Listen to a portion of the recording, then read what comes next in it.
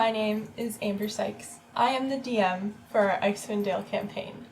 I want to take a few minutes here and give you a quick overview of where our party started and where they have gone up until the point where our video sessions begin. So, our story begins with 6 strangers and a cart passing through the spine of the world. We have Sorn, Mayrna, Chiron, Domino, Vorx, and Vorastrix that head into Icewind Dale for all their own reasons and goals. The group introduces themselves as they make their way into the largest of the 10 towns, Bryn Shander. They are quickly roped into helping some dwarves find their fallen brethren and missing ingots. After spending hours lost in a blizzard and temporarily misplacing a party member, the group stumbles onto the dwarven corpse. Goblins have beaten them to the ingots, however, and they fight to reclaim it. Successfully retrieving the ingots, the party returns to Bryn Shander. Here they learn that the 10 towns each give a sacrifice to Arl once a month in an attempt to appease her and end the eternal winter she has brought upon them. Each city chooses which type of sacrifice to make between heat, food, or a person. Bryn Shander sacrifices a person every month through a random lottery. Not liking the lottery, the party decides to head to one of the other 10 towns. They come across 3 bounty hunters outside of Targos who are looking for Mayrna. May manages to sneak past the hunters while the rest of the group distracts them. The party passed through Targos and headed towards Tourmaline. The bounty hunters followed them, however, and the party is forced to fight them off. The party makes it to Tourmaline and is intrigued by the speaker's plight of something keeping them out of the mines. They head to the mines and find themselves in a dead end, face to face with a grell from the Underdark. It doesn't move, and the party backs away slowly. Taking another tunnel through the mine, they run into 2 kobolds, who attempt to fight, but give up after one attack. They tell the party that they are following their leader, Trex, and offer to guide them to Trex for a discussion. As the party moves deeper into the mine, the Grell sneaks up behind and snatches May. It almost has her successfully away when the party notices and comes to her rescue. After talking with Trex, the party agrees to attempt to broker a deal between the Kobolds and the Speaker of Tourmaline, to allow the Kobolds a safe place to live in exchange for working for the town. The party returns to town and spends the night in the local inn.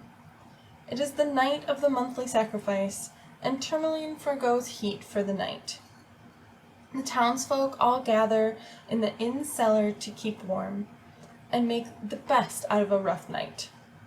Here they find the innkeeper's father is very ill, and no one has been able to figure out why.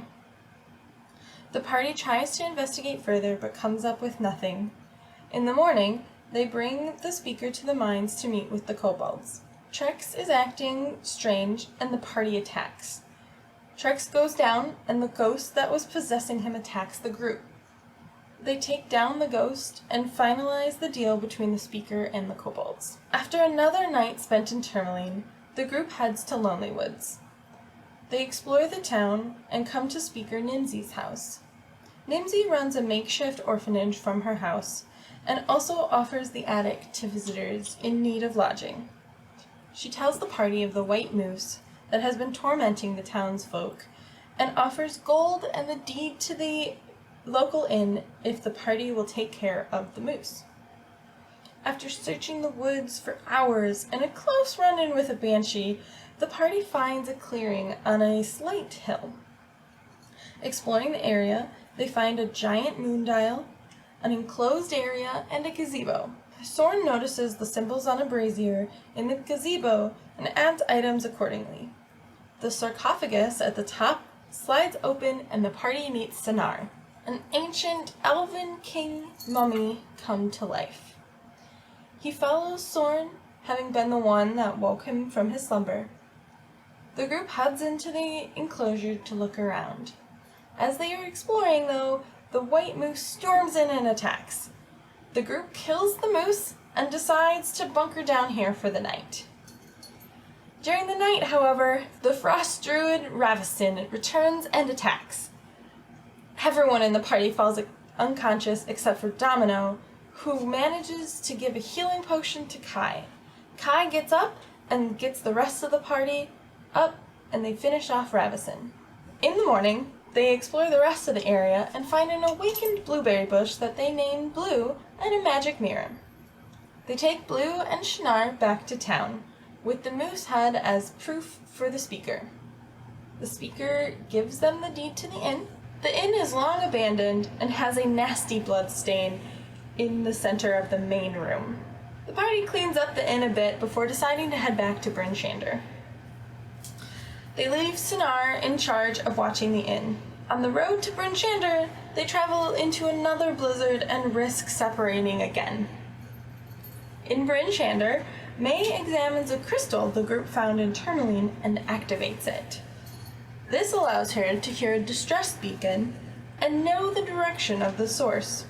The signal is constant, but the group is not yet ready to track down the source.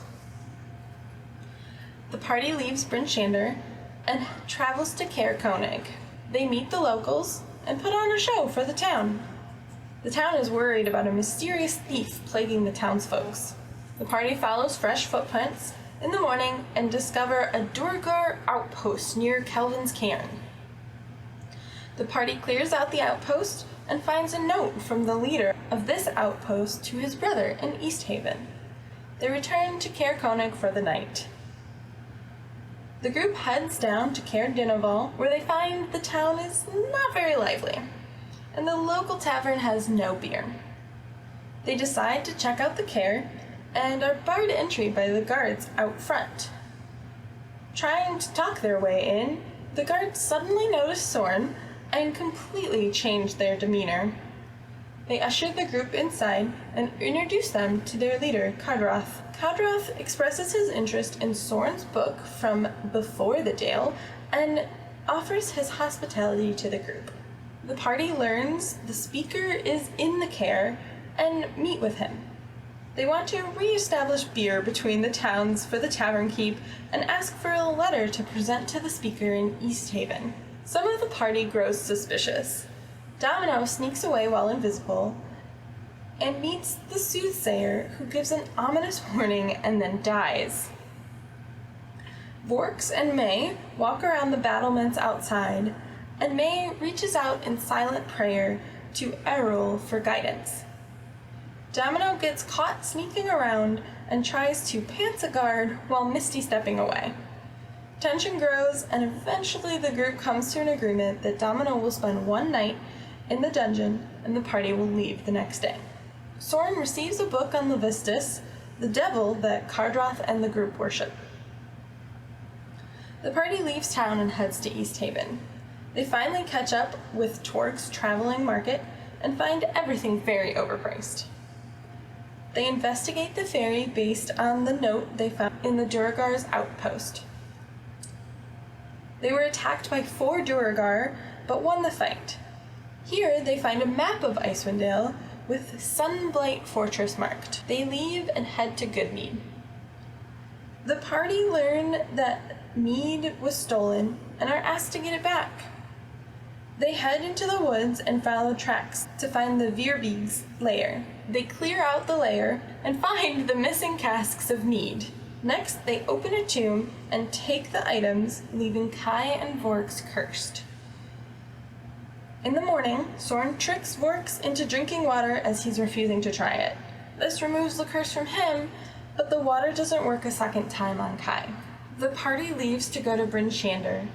They are looking for a way to help Kai. Vorks wanders off and starts talking about an elder god who came to him in a vision. Through some various shenanigans, Vorks convinces 79 people in the town to follow him as their leader, essentially starting a cult.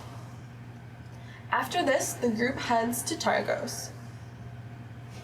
The speaker, Nerth, has some connections he's willing to call in to cure Kai, if the group will do him a favor. He wants the party to explore a pirate ship frozen in ice and bring him back the most powerful item they find. They set out to find this pirate ship. In the middle of the night, on the third and last night before reaching the ship, the group encounters a blue light walker and recognize it as one of the townsfolk of Bryn Chandra that they met on their very first day, who was later sacrificed during the monthly lottery. They take down the walker and continue to the ship. They search the ship quickly and find a pile of frozen items. As they work through the ice, Soren and Vork see a white dragon fast approaching. The party rushes off the ship and tries to convince the dragon to leave them alone. As she is questioning them and their motives, a skeleton the dragon identifies as Mithorand falls off from her saddle. She asks the group to help her put him back up. Once he is in her saddle, though, the dragon leaps into the air, taking Vork along for the ride. He jumps free a ways off and eventually meets up with the rest of the group. They take the remaining items from the dragon horde and head back to 10 Towns. Along the way, they run into some friendly Goliaths who challenge them to a handstand competition. Vork's is the last one standing. Impressed, the Goliaths tell the group that they are welcome anytime to their crag. The group gets back to the towns via Lonely Woods and checks in on Sonar. He informs them that Chiron has been there recently. Kai denies having left the party at any time and suspects that there is someone impersonating him in the town. He establishes a code with Sonar and some locals so they can tell if he is the real Kai or not. While in town, they make their way back out to the Elven Temple and use the magic mirror to scry. They find Zardarox talking about something needed to be ready in 9 days, and find Arul alone in a chamber filled with ice. With this information, the party heads to Targos to complete the deal with Narth. After Narth holds up his end of the agreement, the party decides it's time to follow the signal May has been hearing all this time. They make the trek into the spine of the world and discover a ship unlike any they've seen before. They explore and are attacked by a flesh golem. One of the ship's crew, Daedro, comes in and halts the golem, offering some items they have in exchange for the psi crystal that May has. The party agree and save the ship and its crew. After they leave, they decide to trek through the mountains towards Sunblight, hoping to catch Zardarox by surprise. A blizzard separates the group, and as they call out for one another, they trigger an avalanche. The party is split again, and Verastrix, Domino, and Vork get swept away in the rush of snow. May, Kai, and Sorn search for the missing 3. We left off with the party reunited and hunkering down for the night in the wilderness.